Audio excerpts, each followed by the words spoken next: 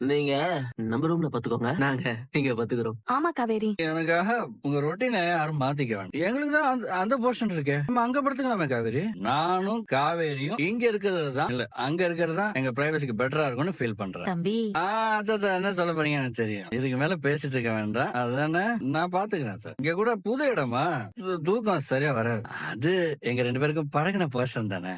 அது எங்களுக்கு சரியா இருக்கும் சார். நாங்க அங்கேயே போய்க்கிறோம்மா. சரி, நான் ஒதுங்க வச்சாவது குடுத்துட்டு வரேன், வாங்க. அம்மா அதெல்லாம் நாங்க பாத்துக்கிறோம். அதெல்லாம் நாங்க பாத்துக்கிறோம். நீ வா காவேரி போலாம். நீங்களும் என் கூடவே வருவீங்க நான் நினைச்சேன். நீ வீட்டுக்கு போலான்னு என்ன கூப்பிட்டு இருந்தாலும் நான் வந்திருக்க மாட்டேன். இதுல நீ நினைச்சதுக்கெல்லாம் நான் ரெஸ்பாண்ட் பண்ணுவேன்னு நினைக்கிறது நைஸ் ஜோ. இப்ப எதுக்கு நீங்க இப்படி எல்லாம் பேசிட்டு இருக்கீங்க என்கிட்ட? Where is your book? படிச்சியா? இல்ல.